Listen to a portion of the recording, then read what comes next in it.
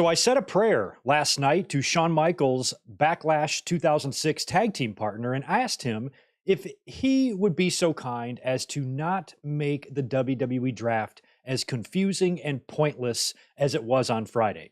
Unfortunately, though, my prayer was not answered. WWE Draft Night 2 is in the books. Raw just wrapped up a few minutes ago. The draft is now over with and set. There are going to be some moves still going on this week, most likely with some social media posts and moves here and there that WWE is going to inform us of. But for the most part, all of the big names and the major stars in the company are now drafted to a show or a free agent. We had more of that free agent shit tonight, and these are the most just thoughtless decisions. I just don't understand a lot of this. So I'm going to do my best not to complain and not to make this whole podcast just about me bitching about WWE's logic, because we know that gets us nowhere. But we're going to do our best to try to break down the WWE draft tonight and what we saw on Monday Night Raw tonight, and look ahead to this Saturday's Backlash that looks like it might actually be headlined by Bad Bunny versus Damian Priest. Are you getting any main event vibes out of this? I kind of am. I would think logic would assume that Cody Rhodes and Brock Lesnar is your main event, but maybe not. I'm still holding out hope that it will be Brock and Cody, but it does kind of look like maybe Bad Bunny could be involved here in the final match at Backlash if he does receive a ton of help in defeating Damian Priest, which I kind of have a feeling he will. So a lot of LWO and Ray and involvement in that, I'm sure, but that might actually be main eventing. We'll have to see. So we'll look ahead to Backlash. We'll take a look at that card.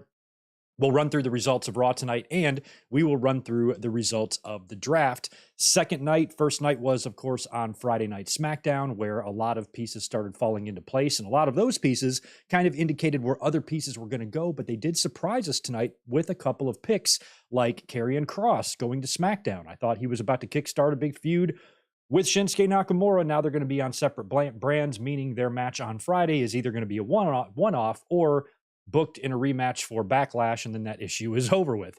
We had some more NXT call-ups as well tonight, including a team that was murdered just a few days ago, but then shown attending the draft party with their coworkers. Pretty Deadly has made it to the main roster. Cameron Grimes, Katana Chance, Caden Carter, a few others. Interesting draft night too, and it'll be interesting to see y'all's opinion of this and what you think some of this could mean now that wrestlers are assigned to specific brands.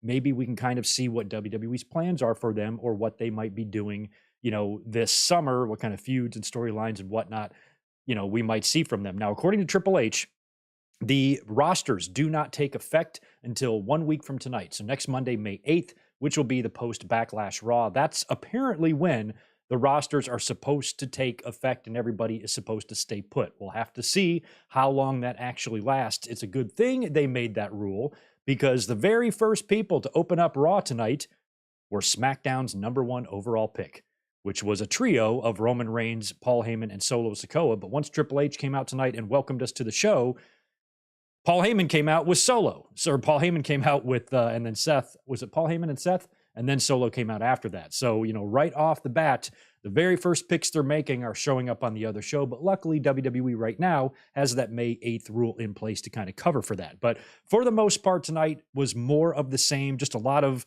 head-scratching decisions. Some of it made sense, some of it didn't. But the whole draft concept to me is just completely and totally pointless, like I talked about over the weekend, especially when you don't have any authority roles on TV right now other than Adam Pearce, who's handling the duties for both shows. If you had some separate authority figures on TV, some authority characters on your shows, that would help out a little bit. But this idea that there's a team of Raw people and a team of SmackDown people, and they're making these picks, and a lot of these picks don't make any sense. We saw the Street Profits get drafted to SmackDown before Imperium, before their own Intercontinental Champion, and a trio that's been pretty goddamn dominant. And Gunther, who is going to go on to major, major things in the company. How would you pass them up for Street Profits? And when you look at so many little tiny examples of that, like that, where you say, okay, if this is a real draft, it would make no sense for Raw to draft this person before this person, and there's so many examples like that I would be in favor of WWE just eliminating the draft altogether And you know how they've done those like superstar shakeups and roster shakeups? Just do a roster reveal every couple of years or maybe once a year. You either do a shakeup or you do a full blown draft where everybody is eligible for the draft, including ring announcers and managers, everybody, right? Then you do it, but instead of doing a draft, you just do a reveal show, just a roster reveal show. That's it. And you can drag it out to stretch it to 2 hours or 3 hours, depending on if you do this on Raw or SmackDown. Hell, you could even make a pay-per-view out of it if you wanted. But just do a roster reveal where you stop pretending like decisions are going to be made. Okay, it's your turn to make a pick, so we pick this guy. Now it's your turn to make a pick, and you pick that person. When these picks don't make any sense, why certain people are being picked ahead of others, and why sometimes you can draft a faction together, sometimes you don't. You know, tonight Rhea Ripley was drafted separately, or she was drafted first by Raw, and then they picked up Judgment Day later. I tweeted out, why wouldn't Raw just draft all of Judgment Day together? Because we've seen that with the other factions. They're drafting them, drafting them all together. So why wouldn't they just draft all of Judgment Day complete? Now, Sean Ross Sapp had replied to me, and he said that's because the champions weren't eligible to be drafted that way. Like, so Rhea and Bianca had to be drafted on their own. But did that apply to the men as well? Because if it did, why did Roman Reigns get drafted with Heyman and Solo Sikoa? So a lot of it just doesn't make any sense, even if there are little rules in place there to cover for these things. And I'm like, they wasted 2 picks on one faction, which sucks because Rhea was a champion, and it sucks they had to break those picks up. But why not just do it together? And there was a lot of picks like that. Some people are together, some people are not. Ronda and Shayna Baszler, who aren't champions, were drafted together, but why? I mean, I know they're a tag team right now, but really, they haven't been that long running of a team. Same thing with Strowman and Ricochet. I feel like they should have been drafted separately. If you want to keep them as a team, fine, but just do it via the draft. Have them both individually drafted to the same brand so they can remain a team. So a lot of these like inconsistencies, I just personally think it would be better if WWE just did a roster reveal show where Triple H or whoever the hell's in charge comes out there with 2 big lists, a red one and a blue one, and said, all right, listen up, everybody. Here's who's on SmackDown now. And then just run through the names. All right, listen up, everybody. Here's who's on Raw now. And run through the names and call it a fucking day. Now, if you want to stretch it out and do it bit by bit, you'll announce 5 Raw roster people first and then 5 SmackDown and just go back and forth. But don't pretend like there's war rooms, a SmackDown and a Raw camp, and they're analyzing who they should select next. No, just let it be known. Just basically do what you're doing now, just without all the bells and whistles. Just let it be known that, hey, these are the decisions that WWE creative and management and Triple H and whoever the hell made backstage. This is who we want on this show, and this is who we want on this show. Because when you try to act like it's a legitimate draft with wrestlers negotiating free agency and all of this stuff like they threw at us tonight with Brock Lesnar, and where you have random free agents like Von Wagner, like what is the reason behind this stuff? Are they being drafted and brought up and called up as free agents? For example, Von Wagner, because they literally don't know what to do with him yet. Like they know they want him on the main roster, but they haven't had time to think about where they want him to be. Why would it be so hard to decide in your head where Von Wagner should be? Why is he, of all people, a free agent, along with Dolph Ziggler and Brock Lesnar? What a motley crew, man. Like, who decides these random-ass people that get to be free agents? The Omosas and stuff. And if you were a wrestler, wouldn't you want to be a free agent too? If a developmental star like Von Wagner can negotiate a free agency deal for himself, why can't everybody else? So they can have as many championships to go after and chase as Von Wagner or any other free agent out there. A lot of this stuff is just really, really weird, and I wish they would just cut the shit. And I know this product is designed and targeted towards children and people who don't overanalyze and overthink this shit like we do. There's not 6-year-old kids with YouTube channels coming up and complaining for 2 hours about this stuff. That's just the adults. That's just us. But I would still like it to make just a little bit of sense sometimes, because it's just ridiculous. It's just laughable the way they present this stuff to the audience. And I'm like, why don't you just be real with us? Come out, like I said, come out with the 2 lists. Here's what we decided. All these guys are going to be on SmackDown. These guys are going to be on Raw. And we reserve the right to shuffle this shit around if we change our minds later. Because now how they're presenting this to the audience is, we're going to make up rules. Triple H is already kind of sneaking that in there. If you heard tonight, he said people who aren't drafted are eligible to be moved around, which means they haven't made all of their decisions yet. Or it also means that once the dust settles, they might realize they made an incorrect decision and they want to move some stuff around to fix it. And I would just much prefer if they just tried to say that outright instead of making little rules, superstar shakeup or superstar. What was it? What was the shit they did a few years ago where you were allowed like 4 wrestlers could switch brands per week or something? What was that called? Stephanie McMahon had some ridiculous name for it. I forgot what it was. Like, they just come up with these rules and these reasons for them to make these ridiculous decisions out of thin air, just pull them right out of their asses, literally make up the rules as they go along, and just expect us to accept this without anybody going, hey, wait a minute, that doesn't make any sense. So it's annoying watching these drafts because they're so fucking stupid. But at least we know now where most of the talent is going to be, and that's what we're going to talk about here tonight. I just had to get that early rant out of the way because these drafts annoy the shit out of me. So anyway, let's go say hi to the chat.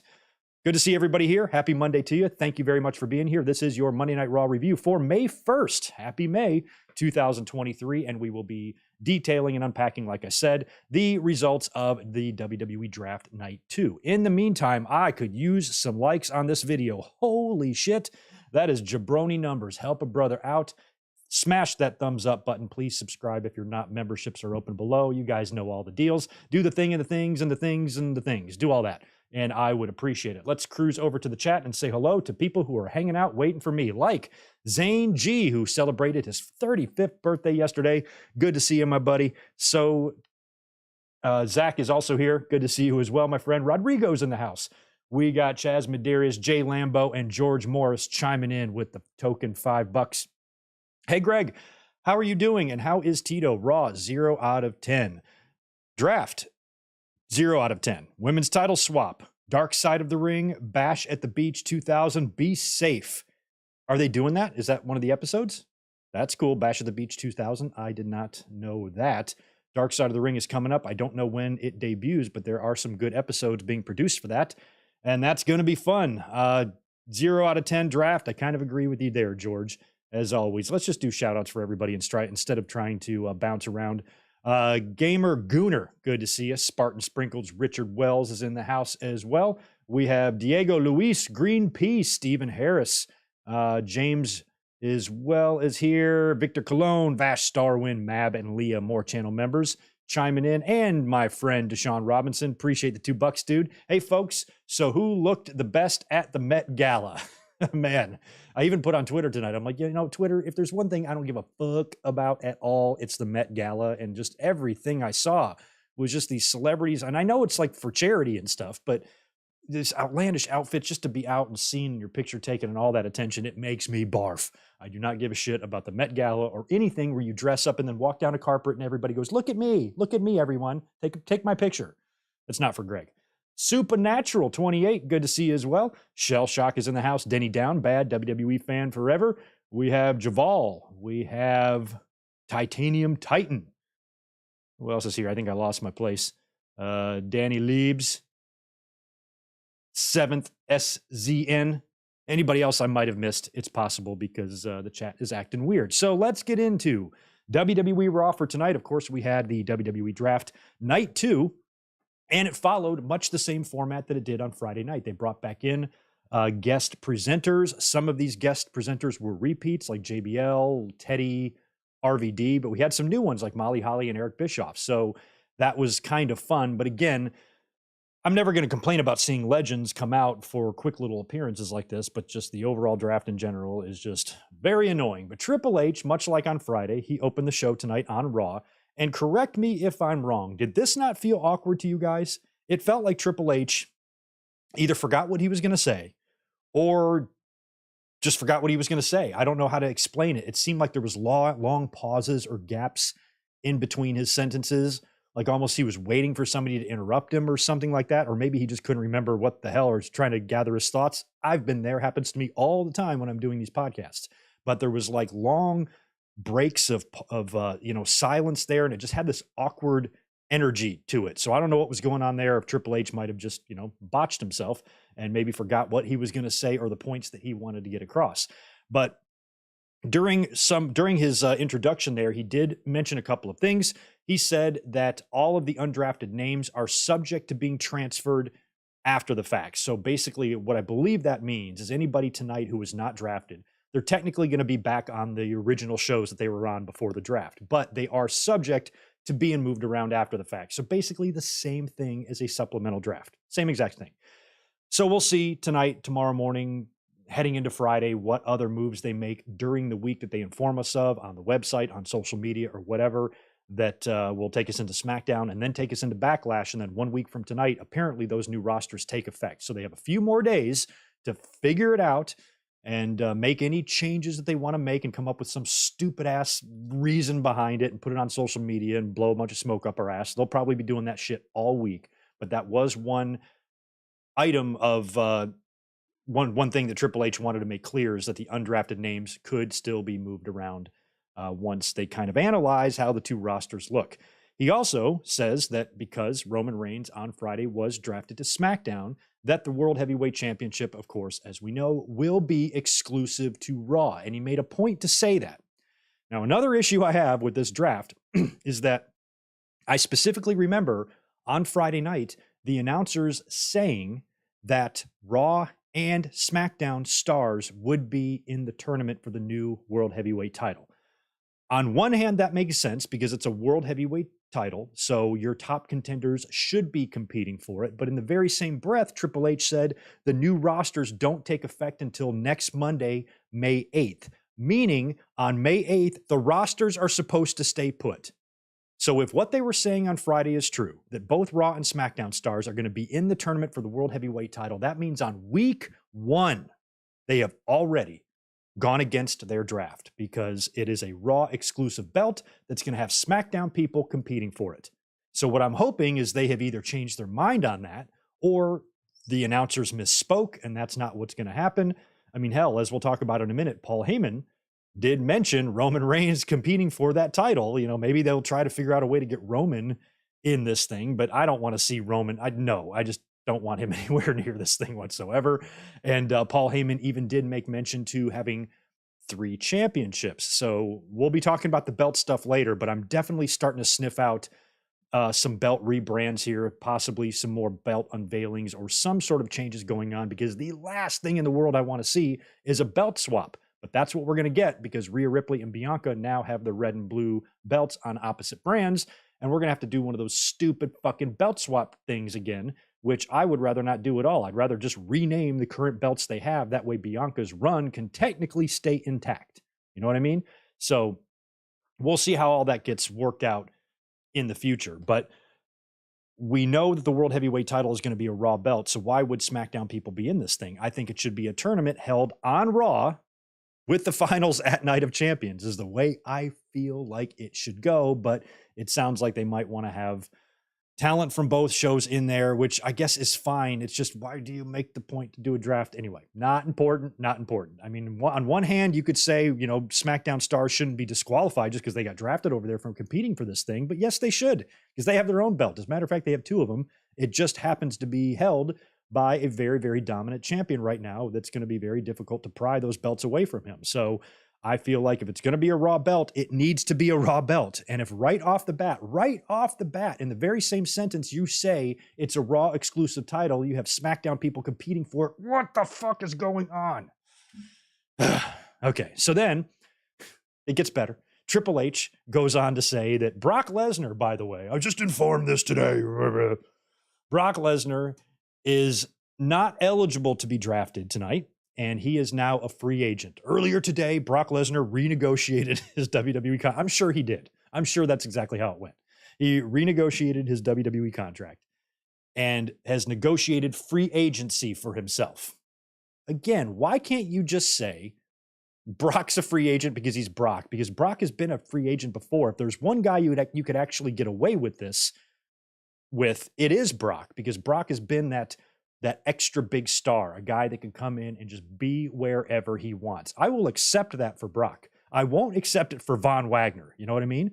And when we see other legends like Edge and Trish Stratus, who a lot like Brock, aren't going to be around, aren't going to be full time, if anybody should be free agents, it should be all of them. It should be the Brocks, the Trishes, the Edges, and anybody else who comes in a few times a year. You should leave their options open, because if they're gone for long periods of time and then they come back and the person you want them to feud with is on the other show, the free agent thing covers that. But now we're going to have Trish on Raw, who I don't think is going to be in the company any longer than her feud with Becky this summer. And Edge might be wrapping up business this summer as well over on SmackDown. So I guess maybe the two of them will cancel each other out. But the free agency thing is really weird, and it's really, really stupid. So Brock Lesnar is a free agent. I'm fine with him being one. It's just some of the other people that make no damn sense to me. And then Triple H went on to say that the new rosters go into effect 1 week from tonight on May 8th, next Monday. So now it's time for round one. Much like Friday, Triple H was here to announce all of the picks for round one for Raw and SmackDown. Raw, with the first pick of the night, selects SmackDown Women's Champion Rhea Ripley. So Rhea Ripley stays on Raw. That was a given. Since Bianca was drafted to SmackDown, we had a feeling that Ripley would be on Raw, because I don't know how else you can rectify that situation unless you have two women's champions on the same show.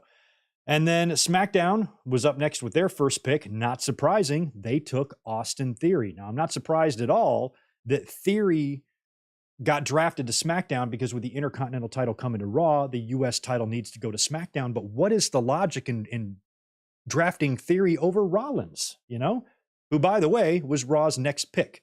Raw selects Seth Rollins, and then it goes back to SmackDown, who selects Charlotte Flair. So that's pretty good. I mean, those are four big picks there. Ripley and Seth to Raw, Theory and Charlotte to SmackDown. Those are not surprising at all. And that's probably the way it should have gone. I just don't know. It's just funny how they would pick either of them over Seth Rollins. Doesn't matter. It's pointless to try to make sense of all this. So Triple H gets done announcing round one, and then he introduces Paul Heyman. And again, it was another kind of like weird, awkward pause, or it's like Triple H didn't know what to say or whatever. And then Paul Heyman came out. They shake hands. Heyman gets in the ring to cut his promo, and he starts teasing Roman Reigns winning the World Heavyweight title. But then he says Roman can't compete for it because, as we know, he was drafted to SmackDown. And then he goes on and shits on the World Heavyweight title and calls it inferior because Roman is the greatest. And if you're not beating Roman, you're not the champion. That prompts Seth Rollins to come out to a huge ovation. And he comes out dressing ridiculously. I just kind of love that Seth Rollins and Becky Lynch share a closet. I mean, they just share a wardrobe, They just, hey, can I borrow hey, Becky, can I borrow your blouse? Sure. What a couple. So Seth comes out there. He is massively over. Gets in Paul Heyman's face a little bit, even kind of threatens him, says, how many seconds do you think it would take for me to get you down and stomp you? 5 seconds, 4 seconds, 3 seconds? Heyman tries to get on his phone. Heyman tried to call people a lot tonight. So he gets on his phone. He's calling his tribal chief. I can't, when all these people are singing, I can't hear my tribal chief. Heyman's hilarious. So the fans are cheering or chanting, or singing, and Heyman can't talk to his tribal chief. And Seth continues to troll him a little bit until Solo Sikoa comes out to the ring, and the two come face to face, and Rollins basically, I think, proposes a match or accepts a match, one or the other. Basically, the match was set between those two for the main event, Seth Rollins versus Solo Sikoa, and immediately I was calling DQ. And I'm like, well, Seth isn't going to lose ahead of his match of Omos, and I don't think he's going to be losing much at all until he wins the World Heavyweight title. You don't want to beat Solo right now either. This has got DQ written all over it, and of course, that's exactly what we would see later on. The first match we get on the show, I always love it when champions get beat. We have Liv Morgan and Raquel Gonzalez taking on Bayley and Dakota Kai. Dakota and Io are not teaming up because, of course, Io will be challenging Bianca Belair on Backlash for the championship. So now Bayley and Dakota are kind of a makeshift team for right now, and they beat Raquel and Liv Morgan. Kind of a sloppy match. Bayley rolled up Liv Morgan for the win, and it doesn't seem like that beating champions all the time shit is going away anytime soon. With or without Vince, it sounds like that is here to stay in WWE, and we know how much we love that. Now it is time for round two. Here's a couple of fun guest presenters, Booker T and Sharmell, King Booker, and Queen Sharmell, excuse me. I almost had that reversed. Booker and Sharmell Out to announce round 2 for Raw and SmackDown. Raw selects Sami Zayn and Kevin Owens, the undisputed tag team champions. So Owens and Zayn will be sticking around on Raw, but don't forget they currently have the SmackDown titles as well, which is why they got to figure something out here. I just don't understand how they're going to rectify this. I just don't, but they're going to have to figure something out. With the next pick, SmackDown selected the Usos. So the Usos are going to stay on SmackDown with the rest of the bloodline. And we talked about that on Saturday, that when we get to Monday, that the Usos should get drafted to SmackDown. Even if they did get drafted to Raw, it feels like it would just be part of the storyline with the bloodline, and they'd probably find their way back over to SmackDown somehow. But I thought it would be best just to keep them on SmackDown right from the start. That's what happens. Usos remain over there. And as we would see later on Raw, Heyman still being very sketchy with them, and Solo Sikoa, it feels like the Usos are being set up to be booted out of the bloodline here shortly.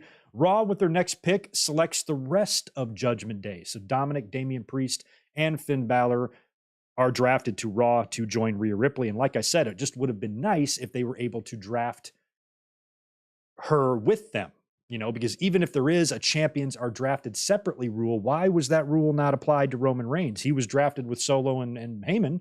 So what's the logic here? That's just my only question. So I feel like Raw had to waste 2 picks to get one faction, and that's fucked up. And then with SmackDown's next pick, they select the LWO. So it'll be Escobar and Wild and Ray and Zelina and all them. So they will remain on SmackDown. And that means that Dominic and Ray now are back on separate brands again, but they are going to have a run-in this Saturday at Backlash. And that could be at least the temporary end of Dominic and Ray until, Dominic leaves the Judgment Day or whatever. We're going to talk about Dominic here in a minute because, man, he had some serious heat on the crowd tonight. I don't know where that segment is in my notes, but we'll get to it eventually.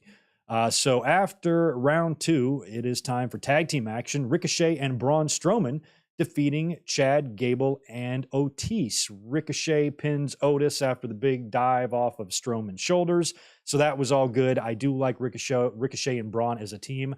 Right after this match, I had tweeted out that I was assuming that later on in the night, they're going to get drafted to SmackDown because Ricochet, I believe, is dating Samantha Irvin. Is it Irving or Irvin? Don't know. And she is that phenomenal ring announcer they have who just does epic introductions.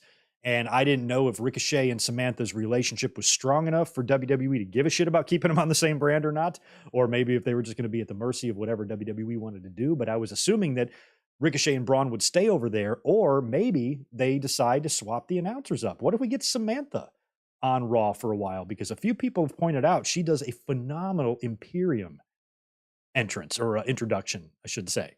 So having her come to Raw to continue that would be a lot of fun. Plus, she'd be able to be with Ricochet. But I don't really know the details there in that behind-the-scenes relationship and if WWE gives a shit about it or not. Since she is a ring announcer, it's not like she's a contracted wrestler. So maybe even if they're on separate brands, they would be together enough on the road to where it wouldn't matter. I don't know. But Ricochet and Braun, as we would find out, would not be drafted to SmackDown, as we would see a little bit later on. And I think that would come in round 5 or round 4, I guess. So up next, we have round 3. And the presenters for round 3 are going to be a returning HBK. So we were nervous for poor Sean. And he was going to be joined by Scrappy, Adam Pearce. So before we get to the picks, before they have a chance to announce their picks, Brock Lesnar, the killer, and I know what you did last summer, comes out to the ring and interrupts the draft. We're supposed to have a draft here, but he comes out, gets in the ring, and he throws one dig at the Texas crowd. I forgot what state they were in tonight, or what city. Throws one dig at the crowd, says, "How does it feel to be looking at the only real cowboy in the state," or whatever. And that's when Pierce interrupts him and says, no, we're not doing this tonight. It's draft night. The draft is most important here. We don't have time for this. So he calls out security, which is like 15 guys, and Brock laughs and he's like, it's going to take a lot more than that. So he calls out some more security. That's when Cody's music hits. He comes in from behind, hits Brock with a punch, knocks Brock down. Brock retreats, holding his jaw.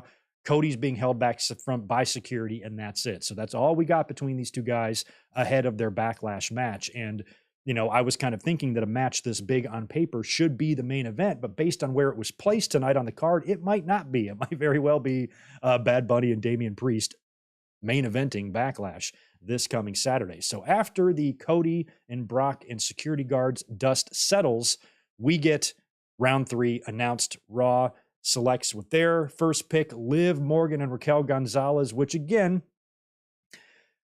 why would you pick Liv and Raquel, who are your women's tag team champions, but just took a loss?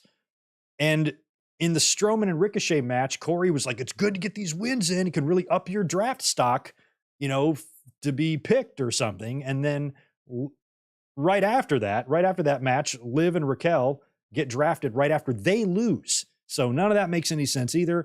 Raw selects Liv and Raquel with theirs. Then SmackDown selects Asuka. I don't know about you, but I'd rather have Asuka over Liv and Raquel. Raw's next pick, The New Day. The New Day is heading back to Monday Night Raw, Kofi Kingston and Xavier Woods. No mention of Big E, but I do like this move because when Big E comes back, provided he's healthy, I know he's been out doing things. He seems to be very happy, and we're all wishing him well in his recovery.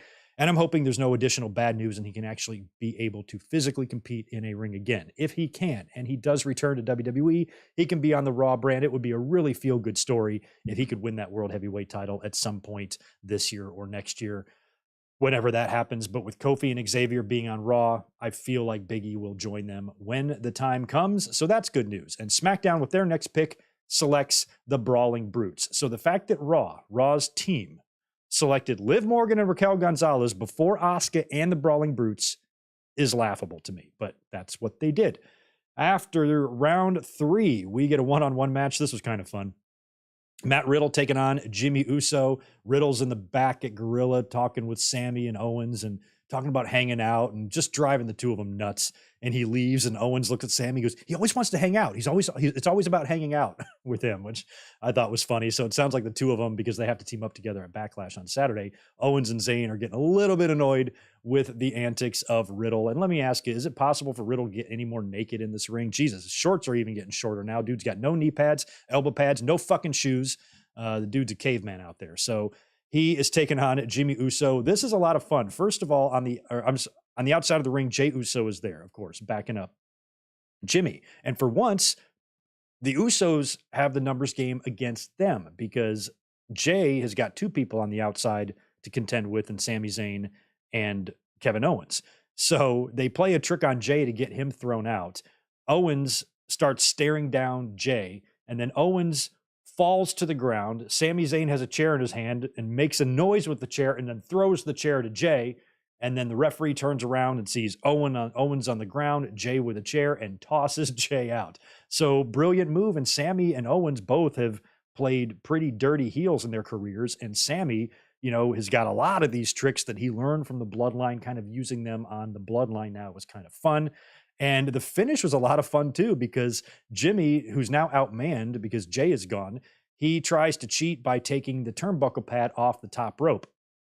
But as he's doing that, Sami jumps up on the apron to distract the referee, allowing Kevin Owens to jump up and grab Jimmy's head and slam it right into the very turnbuckle that he exposed. He goes down, knee to the face, floating bro by Riddle for the win. It was really a 3-on-1 affair, and it was fun to see the baby faces for once have some fun at the expense of just reminding me of like killer whales hunting a seal on an iceberg. There's no chance for Jimmy. He was going down either way. And later on backstage, we would see Jey Uso in the locker room with Paul Heyman and Solo Sikoa. Heyman is kind of dismissive of Jey, even says something to the effect of, we're going to give you your space. And he leaves with Solo, leaving Jey. Have a good night, gentlemen. Not very bloodline-y. He did walk away and say, Tribal Chief loves you. He loves you. But we know something's up there, and that story will continue on SmackDown. After that, it is time for round. Do I have these rounds wrong? What was the last round? Round 3. I have this also labeled as round 3. This is actually round 4. Let me change my own writing there. Round 4 of the WWE draft. Our guest presenters for this are Eric Bischoff and Rob Van Dam. So Rob Van Dam is back, but Bischoff is new. So we didn't see him on Friday night. So he was an interesting person to bring in here, a guy who's been thrown in the dumpster and fired by this company before he even had a chance to be, to get cooking as head of creative. He keeps happily making appearances for them, no matter how shitty they've treated him, but then continues to obsess about Tony Khan for some reason. That's Bischoff for you. So Raw's picks, they select Trish Stratus. Okay, but Trish is like super part-time right now. And yes, she's probably going to be on TV a lot this summer, working with Becky Lynch. That's all great. But I'm surprised they actually drafted her. She should be a free agent one. And then SmackDown selected Karrion Kross. So this whole time on Saturday, even tonight on Twitter a couple of times, I was basically just saying, well, we know, that Karrion Kross is going to get drafted to Raw because he just did a vignette on SmackDown where he's got the tarot cards and he's calling out Shinsuke Nakamura. And I remember even thinking, oh, that might be a fun little program. Maybe it could, be a feud that lasts a series of matches. And hell, maybe they even find a way to team up together when it's all said and done. But I feel like you got to be on the same brand to do that. They already announced that Shinsuke Nakamura and Karrion Kross are going to wrestle this Friday on SmackDown. But Karrion Kross just got drafted to SmackDown now. And it would have been weird because if Kross got drafted to Raw like we expected, that means him and Nakamura, two Raw guys, are going to be on SmackDown this week, even though the rosters don't take effect. That would be a weird match to have. To have two guys that were drafted to Raw face on Friday Night SmackDown this week. Why the hell would you do that? So Karrion Kross now gets drafted to SmackDown, but I was kind of looking forward to either a feud or an alliance between Kross and Nakamura, and I don't know how they're going to do that now. So Kross apparently is going to face Nakamura. Calling him out in the tarot card vignette must have just been for a one-off, unless they schmoz it and you run it back last minute. You call for a rematch at Backlash. I don't know how many matches we have for the show, but I feel like there might be room for one more.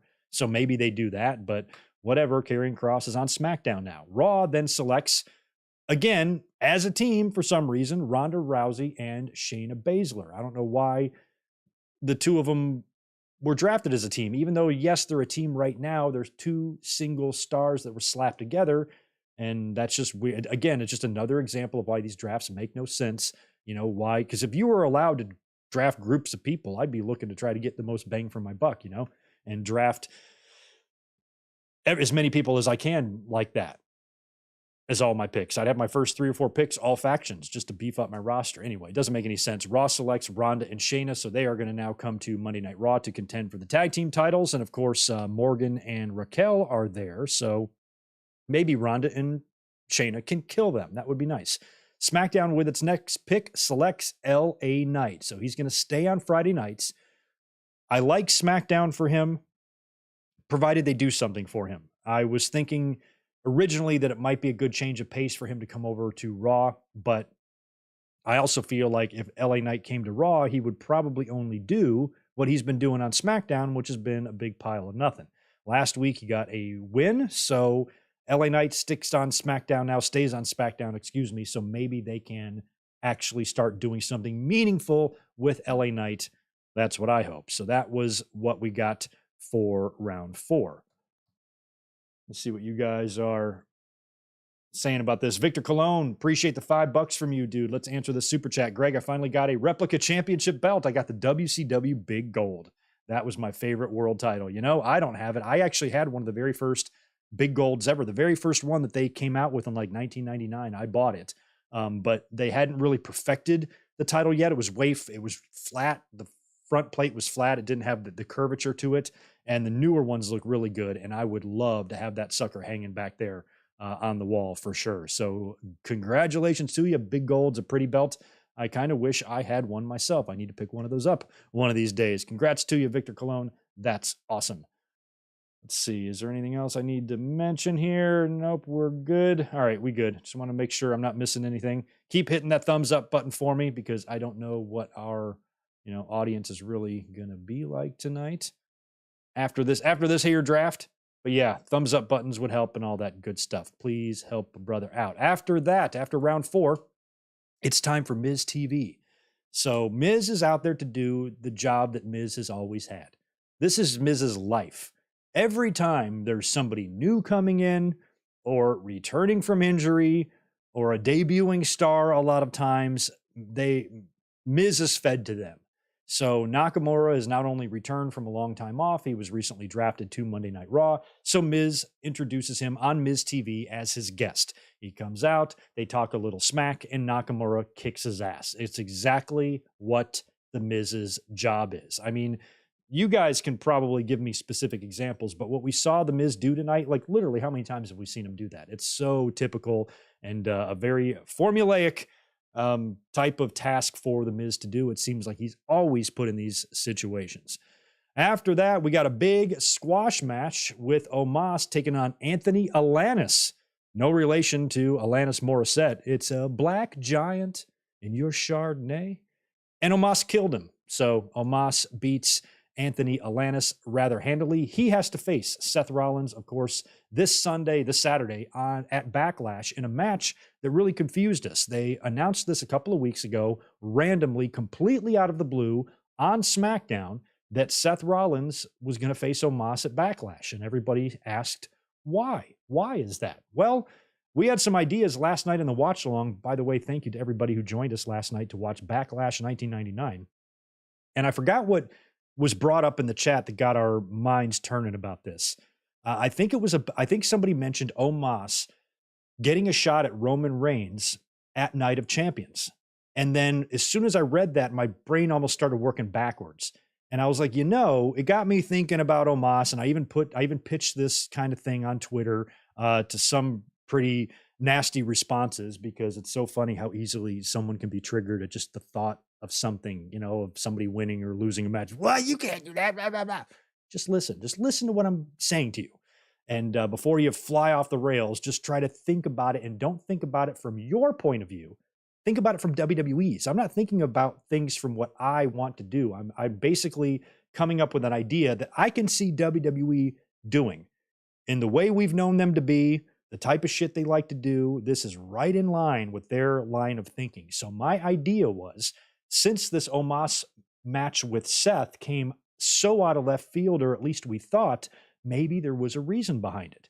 And I had pitched that maybe Omos beats Seth Rollins. Now, before you have a hissy fit, before you don't throw food on the walls yet, just chill. Before you go crazy, what if Omos cheats or has some sort of help, or you can book this match a million different ways. You can have Solo come out and get revenge on him. It does not matter. But whatever happens, Rollins goes down to Omos. And if there's ever a time when Seth Rollins could afford a loss like that, it would probably be right before, just a couple of weeks before, he's about to become the new World Heavyweight Champion. So if Seth were to, say, win the World Heavyweight Championship in the finals at Night of Champions in the main event and win the title, you're going to forget all about his loss with Omos. And maybe the point of having Omos win was to give him a big victory so he can face Roman Reigns at Night of Champions. Now, this seems far-fetched, but it does make a lot of sense. What? Omos in a title match? Blah, blah, blah. Again, chill. Think about this. Roman Reigns, if he's going to work Night of Champions at all, and it's hard for Roman to really take a back seat. It's hard for Roman not to be the centerpiece of any pay-per-view.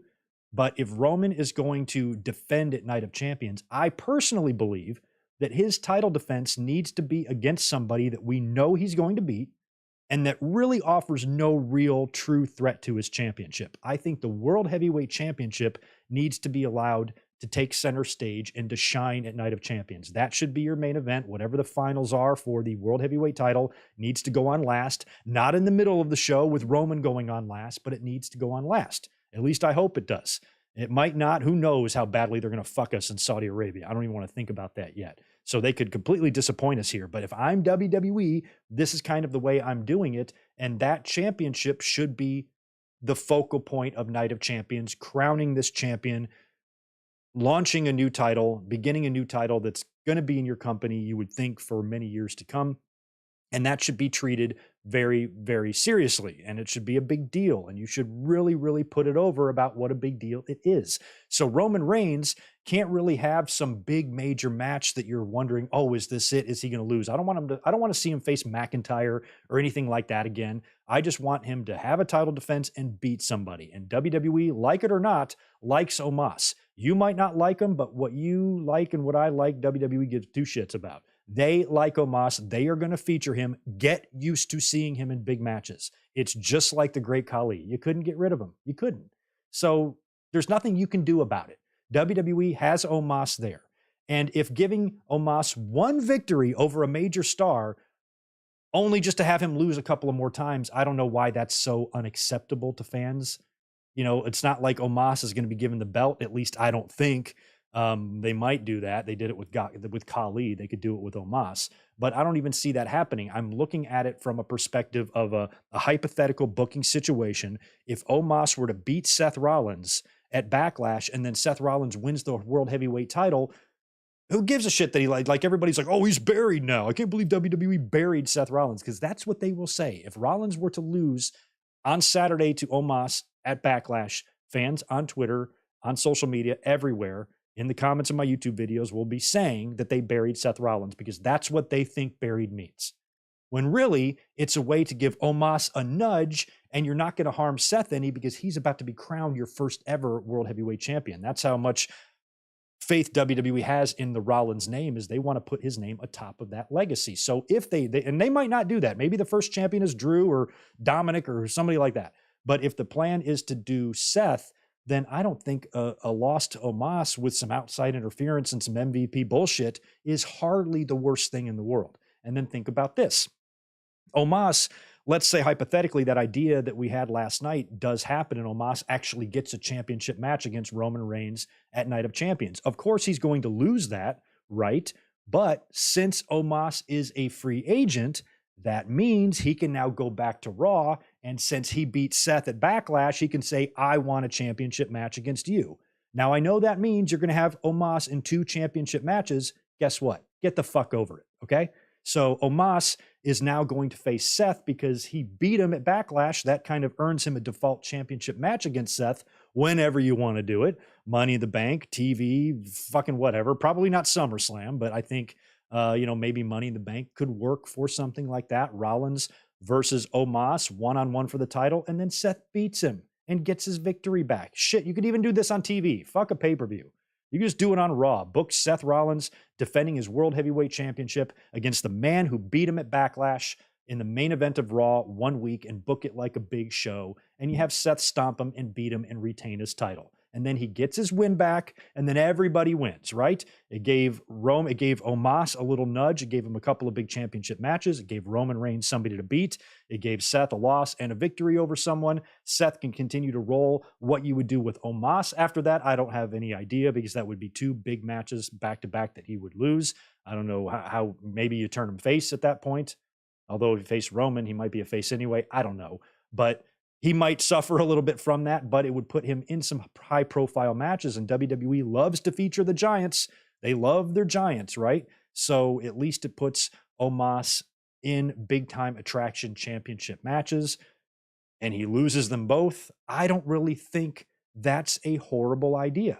And I got a lot of backlash from that, and the reason I did is because, no pun intended, and the reason I did is because fans can't read past Seth losing to Omos.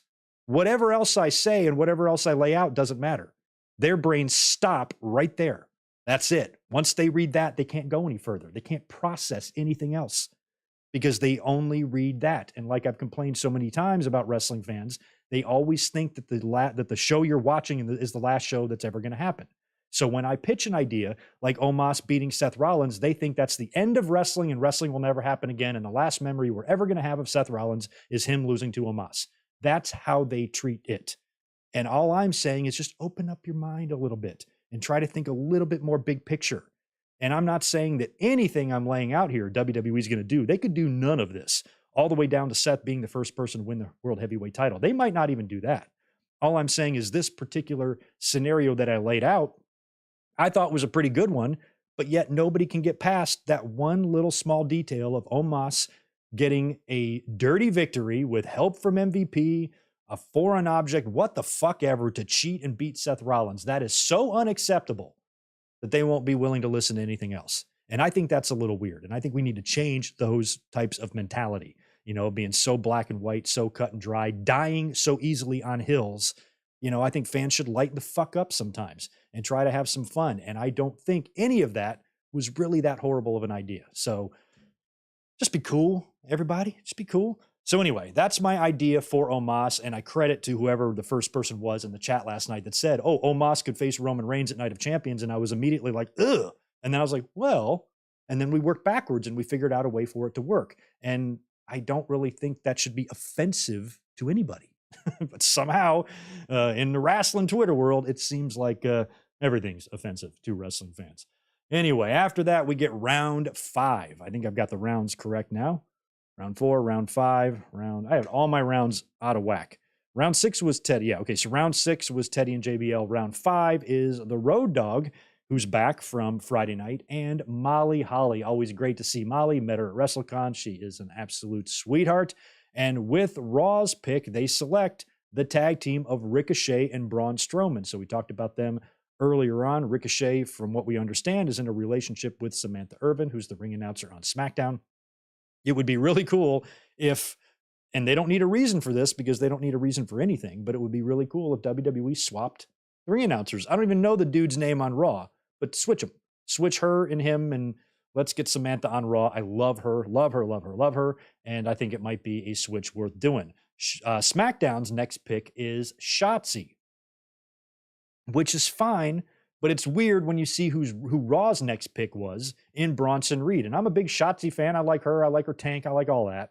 But in terms of what she's accomplished on the roster or, her potential, I think Bronson Reed's potential far outweighs hers because she's already been in the company for a while and she's done a big bag of shit. So Bronson Reed's got a big U.S. title match on Sunday. They could push him as a monster. I'd probably pick him over Shotzi, but whatever. Raw gets Bronson Reed next. So he's going to go into Backlash now as a Raw competitor facing 2 SmackDown guys because Theory and Bobby Lashley are both on SmackDown now, and they're both going to be involved in the triple threat for the U.S. title on Saturday. So the only thing I don't like about this is that it rules Bronson Reed out. He's not going to win that United States title. You absolutely know that. He's not going to win the U.S. title, bring it to Raw where the Intercontinental title already sits. Reed is going in there to lose. He's probably going in there to take the fall, which sucks. But Bronson Reed is now on Monday Night Raw. And then in SmackDown's next pick and final pick of the 5th round, they select Pretty Deadly.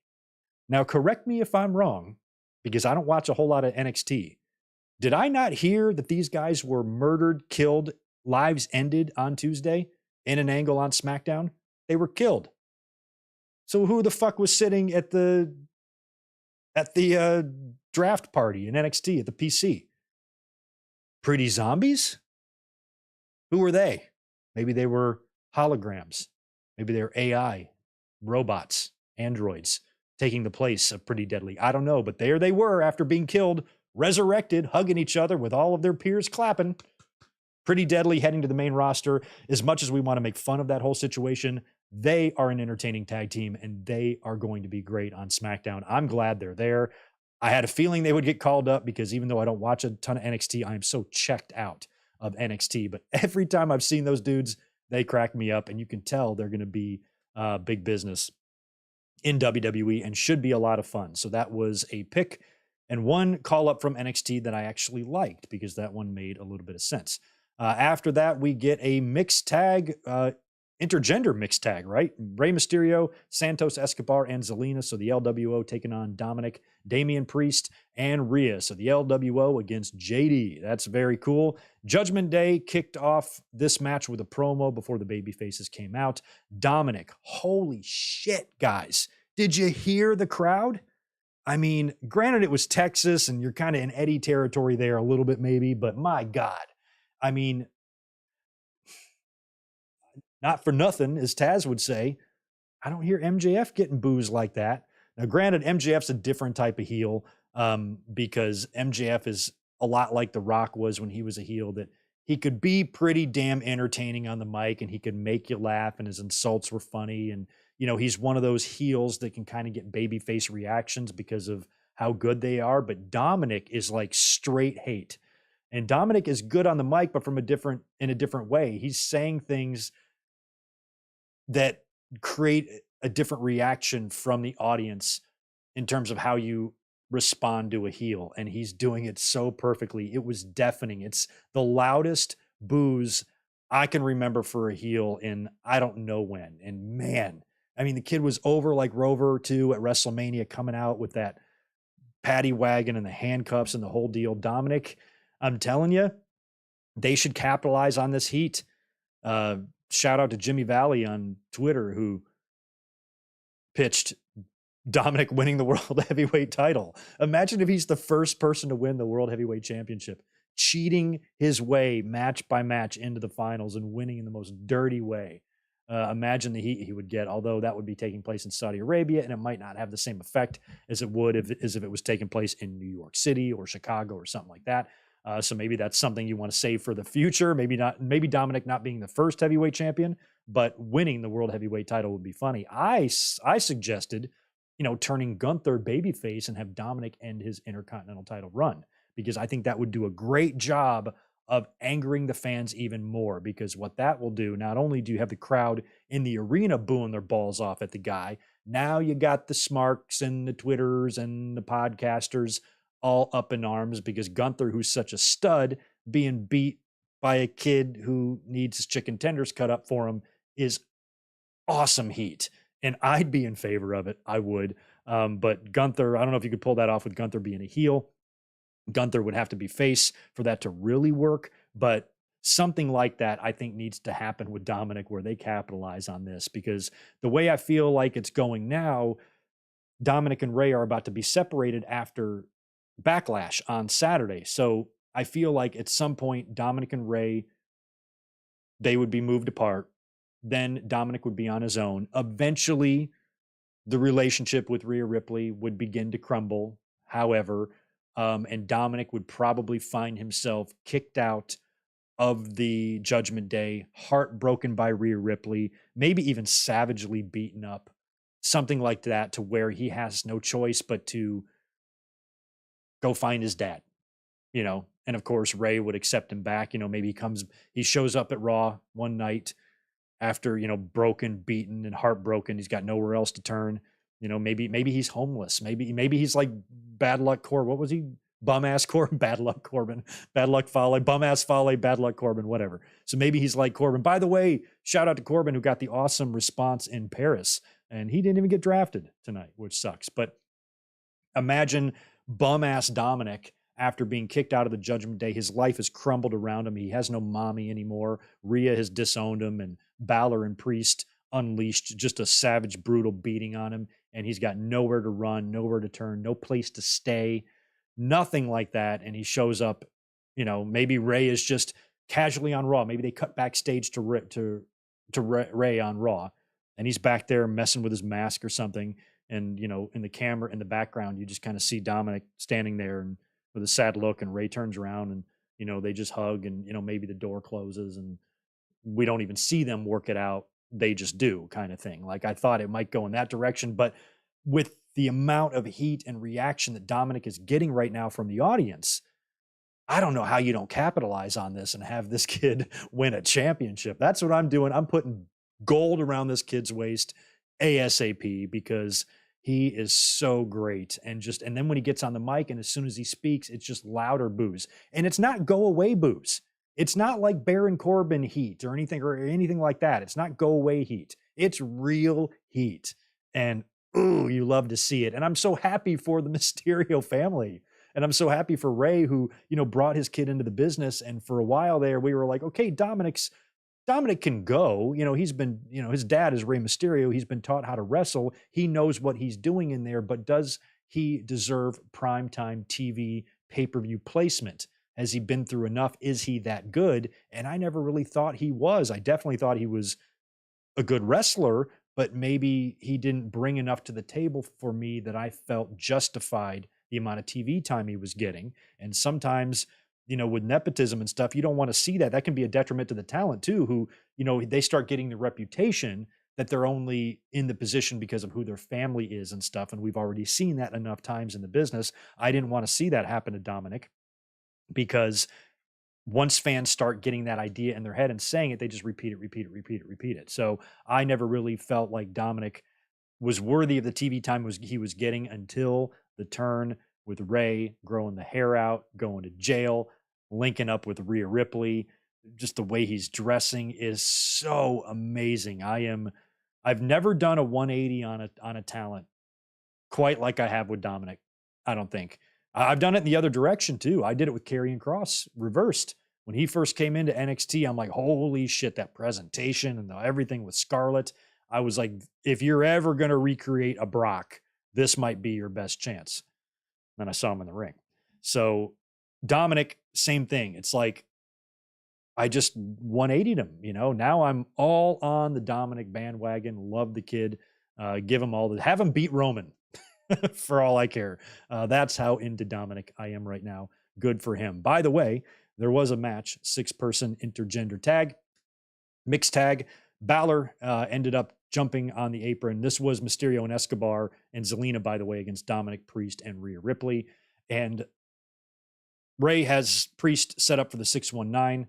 Balor jumps in and kind of takes the bullet for Damian Priest, allowing him to hit his South of Heaven finisher for the win. And the heels got the victory there. And correct me if I'm wrong. Shit, I don't have it pulled up. We do have a 6-person match or a tag team match at Backlash, right? Between Dominic and Balor. Is that what's happening here? Let me just pull up the show. I had the card pulled up and then I lost it again. Let me just make sure I have this right. There we go. Okay, yeah, so it's Rhea and Zelina. Where's this match at? Oh, I don't see it. Oh, yeah, it's Bad Bunny and Priest. Okay, I thought that maybe we were getting a tag with Balor and Dominic, but I guess we are not. So anyway, that was the finish there. And now, since the heels won, I feel like we're going to get a lot of Rey Mysterio and LWO involvement in the San Juan Street fight, which is between Damian Priest and Bad Bunny on Saturday. And I feel like Bad Bunny will definitely get the win in Puerto Rico for sure. By the way, Bad Bunny, I believe, was at the Met Gala tonight as well. He was at Coachella this past weekend. The dude works and he works hard, even though I've never heard a Bad Bunny song. I love him. I just like him. You know, he's a major, major star that I have no clue who he is, never heard of him outside of WWE, but he seems to be someone who's well-liked, and that's what I care about. And when WWE brings in celebrities, all I care about is they actually care, and they're not going through the motions or anything like that. And like we've seen with Bad Bunny and Logan Paul, they are here and they are here to play for real. So good for Bad Bunny, a star of his caliber with all his money and all his fame. You know, coming in to mess around with WWE and actually doing it well is a very, very pleasant surprise. And I like Bad Bunny a lot. Rooting for him hard on Saturday to actually take down Damian Priest, who, I'll tell you what, man, is also getting pretty scary. I really like it when Damian Priest is mad and he's yelling on the mic. It's scary shit, man. He's a beast. Round 6 of the WWE draft was up next. Teddy Long and JBL returned. They presented together on Friday night as well. Raw selects Alpha Academy. So Otis and Gable are staying on Raw, and SmackDown, with their next pick, selects Rick Boogs. So Boogs I like, but again, how can you justify picking him over some of the names that are still currently available in the pool to be drafted? And shout out to Boogs. He's got a hilarious render for his graphic that was really funny. Raw's next pick, here's an interesting one. A really interesting one. The next two are very interesting, by the way.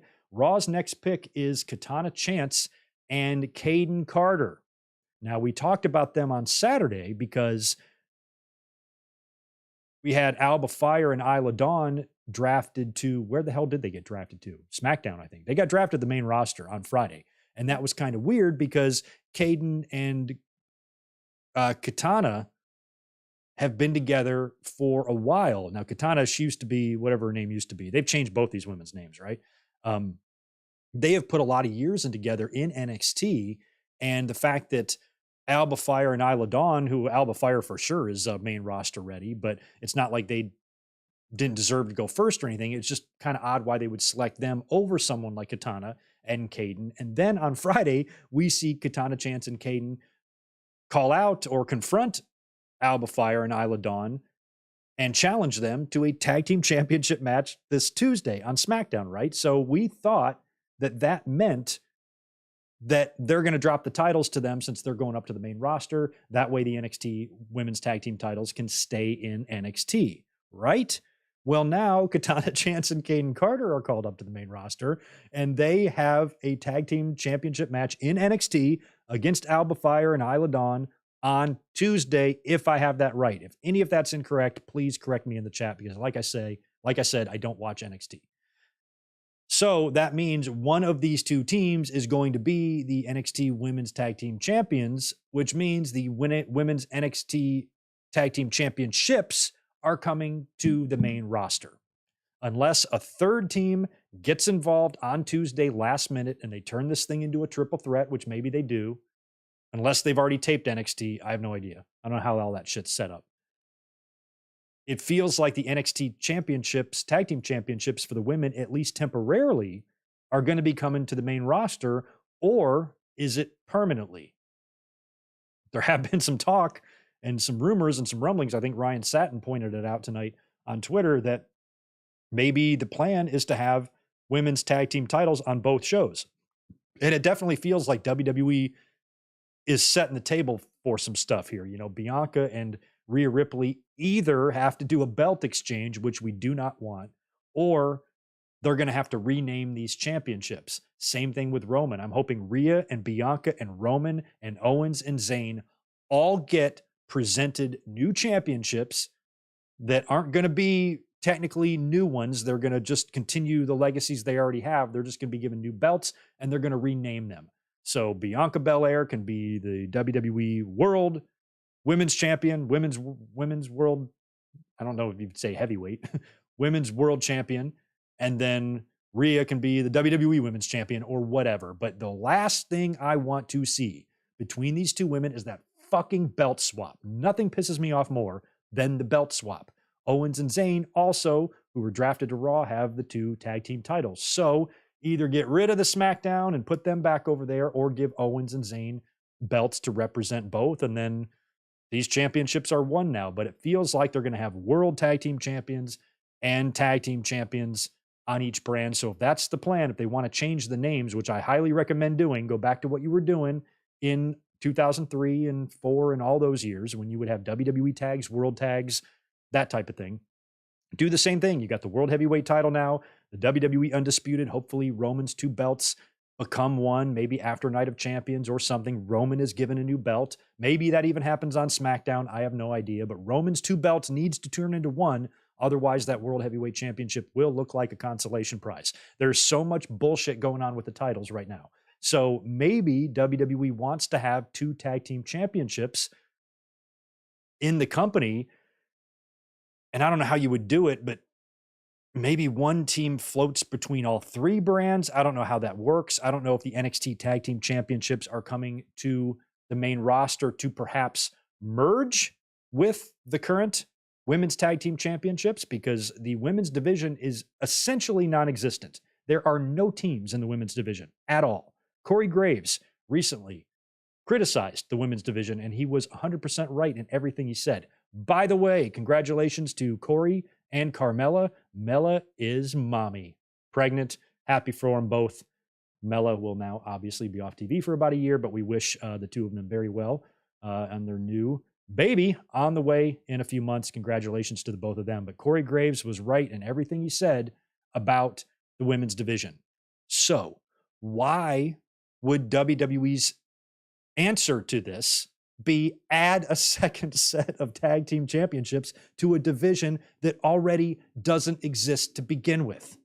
So what's going on here? Anybody got any ideas? What's happening with these? Why are they bringing up the women's tag team titles to the main roster?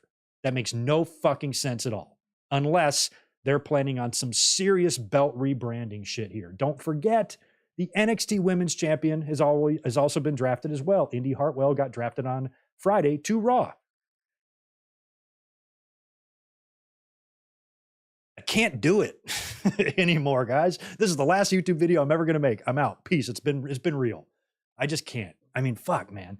So there's all this shit to figure out, and I don't know what they're doing. I just don't know what they're doing. So I'm worried. I'm worried it's all going to shit. By the way, SmackDown's next pick put a big ass smile on my face. Cameron Grimes, finally, after all this time, drafted to the main roster, years overdue for this. And he is all kinds of entertaining. Had he not got drafted tonight, I think he should have asked for his release and left the company, because he has been sitting there with all kinds of potential. They could have had him on either show all this time. Granted, it probably would have been doing a lot of silly shit, but he definitely has been ready. I mean, he should have been there way before Rick Boogs was there. I think I Goldberged myself. What if I started bleeding from punching my own head?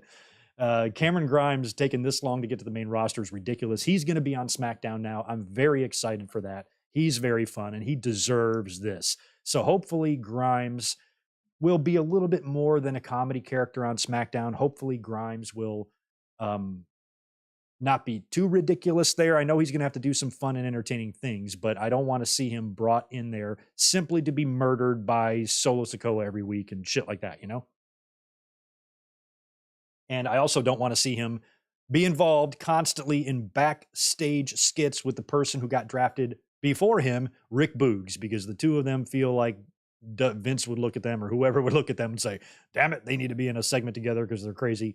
And that would just be too much of that. I know you got to start people slow. You got to dip. Cameron's got to, wade into the water, dip his toes in first and then get deeper and deeper and, just throw him into big shit right away. But Grimes is entertaining. And I hope whatever they do with him isn't a total joke. Yes, he's got to be a little goofy. He's got to be a goofball. He has to, but he doesn't have to be 100% goofball. Try to balance it out with other things, and maybe Grimes can become a hell of a character. He deserves to be one. That brings us to our main event of Monday Night Raw. Seth Rollins taking on Solo Sikoa in the most predictable finish of a match of all time. Of course, this was about a 10-minute match. Near the end, the Usos hit the ring. They caused the disqualification, and then Riddle and Sami Zayn and Kevin Owens show up, and there's a big brawl to close the show, but they were running real close on time because the minute the babyfaces hit the ring and the brawl started, the show was over. You didn't even get to hear the announcers say, tune into Backlash to see what happens. It was just done. So they really cut the show close tonight, but it was a match that was kind of interesting to see. Rollins and Solo Sikoa, and Rollins kind of touching on the history between him and Roman Reigns with Paul Heyman. You got to think that is also a match that could be on the horizon one day.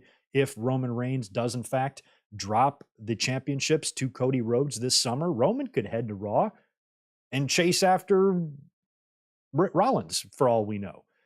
We don't know how all that's going to work. Now, over the weekend, I already pitched my Cody ideas. So if you want to see that, there's even mic drops up on both for Seth and Cody. Why Seth Rollins, I believe, should be the first world heavyweight champion. And also, there's a video up on Cody pitching an idea for him to win the title in Madison Square Garden. And a lot of people feel like he could face Roman Reigns at SummerSlam if he wins the Money in the Bank. And maybe he could, but I kind of like the idea of Madison Square Garden better. And you could still do Roman and Cody at SummerSlam, but now Cody is just defending the title against Roman. You could still do that. So I think there's a lot of things you could do this summer with Cody if that is still the plan. Otherwise, I don't know what they're going to do on SmackDown. He's got some new opponents over there now. He's got an opponent in AJ Styles, and Roman has got a new opponent kind of in Bobby Lashley as well. So there are things for him to do over there, but I'm still kind of hoping for good things for Cody. And with Cody going into Backlash to face Brock, I'm going to assume Cody's going to beat Brock, but he might not. If Cody beats Brock at Backlash, then maybe Brock takes some more time off.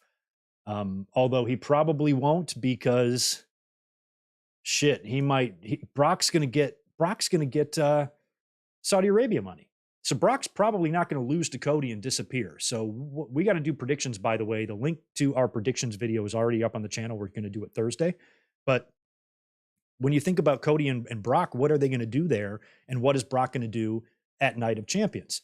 Brock, oh my God, Brock might be the one to win the first World Heavyweight Championship. I would hate to see that, but it might be Brock. He would be a good looking name. He checks the boxes in terms of who you want on the top of a title lineage or history. But I don't know if I want it to be Brock, but I feel like he's going to be at Night of Champions doing something. And I had the idea that Cody and Brock would probably be a one-off, and Cody should be in the World Heavyweight Championship tournament with Seth Rollins, because I would love for that to be the finals. I would love for Seth Rollins to face Cody Rhodes for the championship, and Seth Rollins beats him, because Cody owes Seth a win. Seth has got to get that win back. And if he is able to beat Cody Rhodes, and then Cody goes to SmackDown and wins the title after winning Money in the Bank, that elevates now your World Heavyweight Champion, the guy who's carrying the consolation belt, has a victory over the world champion on the other side. And you could really accomplish the same thing with Seth and Roman, because Seth has had Roman's number his whole career. But I feel like Seth beating Cody would be the perfect finals to have, unless you do a rematch between Cody and Brock Lesnar. Does Cody and Brock have a stip? Do they have a stip? Let me look. I don't think so. No, it's no disqualification or anything like that, right? And these guys have had to have pull-aparts with security every segment they've had. So this should be a no disqualification match. But if it's not, you could just have some complete schmaz, which, if it comes on the undercard, could very well happen. If Bad Bunny and Damian Priest is going to main event this thing, and you put Brock and Cody on the undercard, I don't think Cody just full-on beats Brock. I think there's some sort of schmaz ending, or just it ends in a double disqualification, or just a brawl where you don't get a winner, right? Then you run it back at Night of Champions, giving Cody and Brock the big Saudi Arabia match, giving Brock the Saudi Arabia payday, and then Cody wins that. The only problem with that is Cody is now not in the World Heavyweight Championship tournament, facing Seth like I wanted him to. And I don't know how you explain having him out of that, unless the feud with Brock is the tool used to distract Cody from that tournament. I still think you can have Cody in it and lose to Seth. I think that would be great. But let's say Seth isn't the plan. What if my idea for Seth isn't WWE's plan, and they got a whole different champion planned, and it's not Seth, and it's not Brock, and it's not Cody? That means the Brock feud is Cody's distraction from the World Heavyweight title, meaning if Saturday's match, Cody has been hell-bent on getting his hands on Brock. He's been chasing him down, hunting him down. He wants a piece of Brock's ass. So if something happens at Backlash and Cody gets royally fucked, or Brock does something to sneak away or escape a loss to Cody, and then Cody just comes back on Raw and demands a rematch right away, Adam Pearce says, fine, we're going to do this at Night of Champions, and it's going to be in a cage match or something. I don't know. But it's also Night of Champions, which means most of those matches are going to be championship matches, right? I don't know how any of this is going to work yet. But that could be one of the reasons to have Cody and Brock wrestle twice. Put this match in the undercards. If you are going to do a disqualification with Cody and Brock, that's not something you want in the main event. That's something you want earlier on in the card. The fans can boo, get over it, and then they're going to be really happy in the main event when Bad Bunny and Damian Priest tear the house down. That's probably what they're going to do. But if not, that must put Brock and Cody in the tournament? Like, who do Brock, Cody, and Seth work with at Night of Champions? That's my question. And the tournament that's supposedly going to happen. Is this shit on TV? Starts after Backlash? I mean, better start pretty damn quick, because Night of Champions is coming up at the end of the month. So they'll have about 3 weeks to do this. Or is it all at Night of Champions? What else is happening at Night of Champions? Can Kevin Owens and Sami Zayn not defend the titles on a show called Night of Champions? Can they remain tag team champions by not going to Saudi Arabia? So many questions need answered. Maybe you guys have the answers to this stuff. I don't.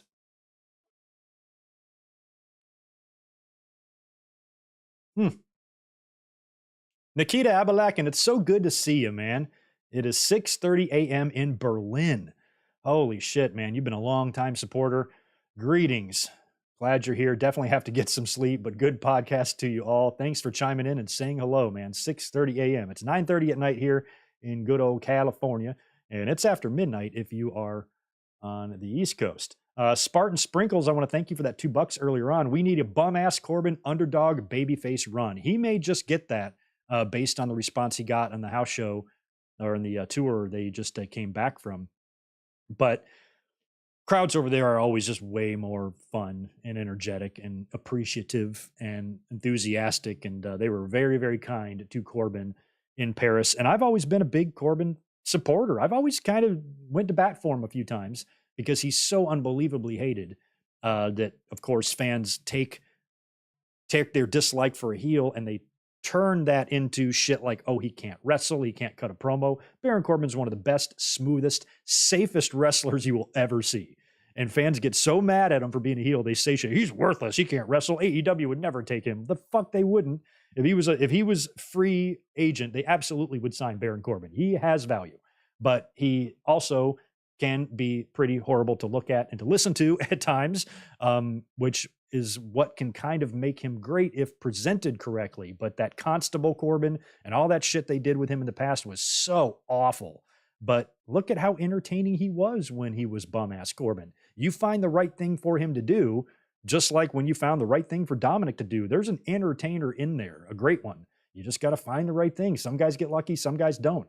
And Baron Corbin just hasn't been able to just find it yet. But he should be given another chance, I think.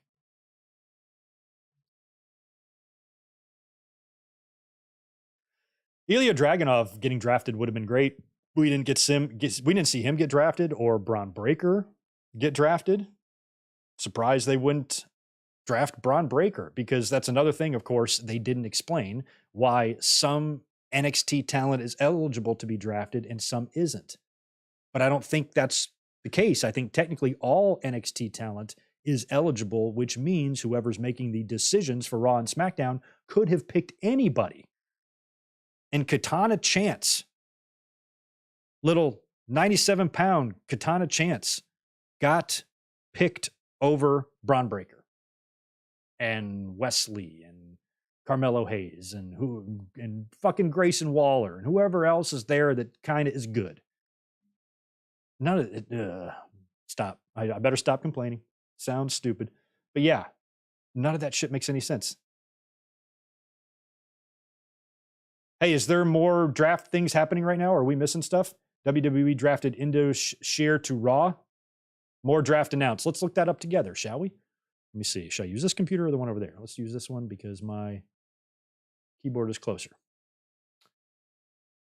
All right. We've got WWE, a tweet from WWE an hour ago. Free agents. Baron Corbin, Shelton Benjamin, Cedric Alexander, Elias. I don't even know who Zion Quinn is. They are now free agents. Okay, more free agents. Drafted to Raw. Angel Garza, Humberto Carrillo, Akira Tozawa, Piper Niven, Xia Li, Tegan Knox, Riddick Moss, who's back as Riddick Moss, I believe. He's still down as Madcap Moss, and Emma. So they kept Riddick Moss and Emma together, but not Ricochet and Samantha. That's kind of weird. So just because I'm reading their Twitter handles here, so I wasn't quite sure their names because I'm reading the tweet. But again, drafted to Raw, Angel Garza, Humberto Carrillo, Akira Tozawa, Piper Niven, Xia Li, Tegan Knox, Riddick Moss, and Emma. So that news is, let's see if there's any other new news. Oh, shit. Okay. Grayson Waller has been drafted to... Wow. So when is this happening? Is there some post show we don't know about? Or maybe it's Raw Talk. Is this all happening on Raw Talk? Okay, so Grayson Waller has gone to SmackDown. Odyssey Jones has gone to Raw. Indus Shear is drafted to Raw, so all three members there. So Jinder is back on Raw. Okay. Thanks for telling me, guys, because we got some more news here. Let's see. Did I see something about Johnny Gargano? Yes. Raw, Johnny Gargano, Dana Brooke, and Nikki Cross selected by Monday Night Raw. SmackDown selects Tamina Snuka. All right. So all this shit I think is going on Raw Talk. Let's see if anybody else has got a better recap of this instead of me trying to read WWE's. Here.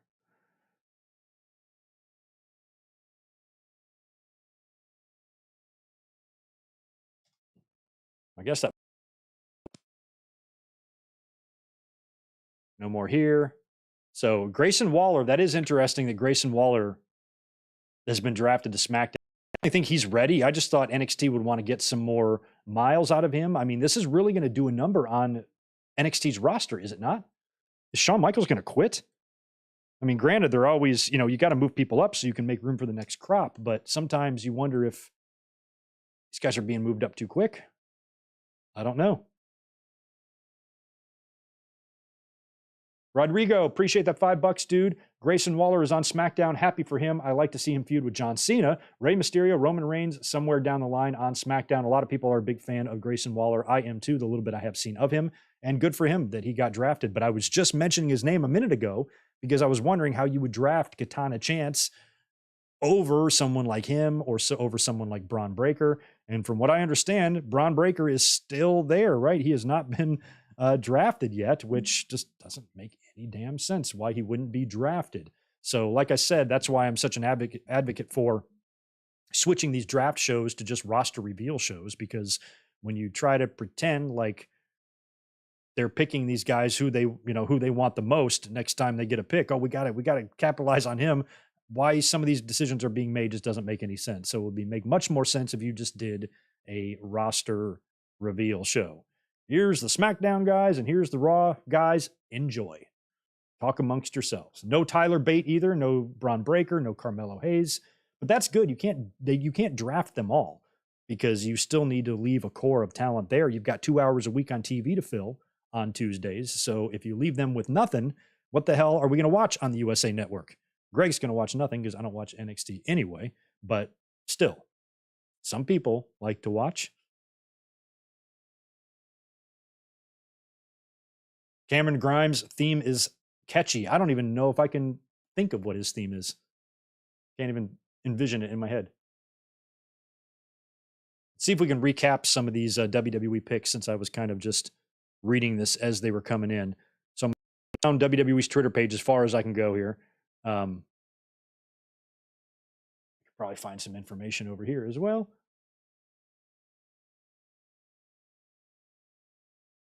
Nope, just more tweets. Okay, so we saw Grayson Waller. We talked about that. Pretty deadly. We talked about that. And there was a bunch that just came through for Raw and SmackDown that I seem to have lost again. Oh, yeah, Odyssey Jones. Jinder Mahal's back on Raw as well in the trio. So he's there with Veer Mahan and the other fella whose name I don't know. So they're coming to Raw. Also heading to Raw, Johnny Gargano, Nikki Cross, and Dana Brooke. Heading to SmackDown, Tamina Snuka. We just mentioned that earlier. I'm just kind of repeating this here to make sure I didn't miss anything.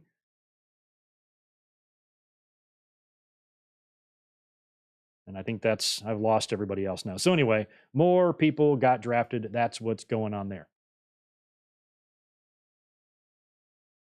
No Diamond Mine. That's true too. What's the girl? Is it Elektra?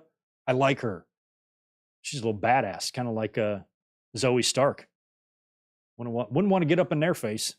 That's for sure. Get my notes back up there. There we go. Raw is the Vince show. SmackDown is the Triple H show. I don't know. I feel like they're both Vince shows. Blue Lantern. Shout out to Michigan. Curious where you live in the Mitten. I was born there. Spent the first 10 or so years of my life before peacing out. But I'm still loyal to all the Michigan sports teams.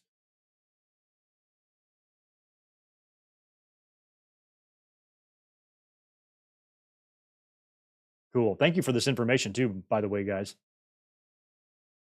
Oh, wow. That's it. I just saw that notification. Chat disconnected, successfully connected. So I don't know what happened there earlier on. Sorry if that caused a pause for many of you. But anyway, I think that's going to do it. I just wanted to run through night 2 of the WWE draft with you guys. If you could do me a favor on your way out the door and hit the like button for me. I really need those for all the algorithms and all that shit.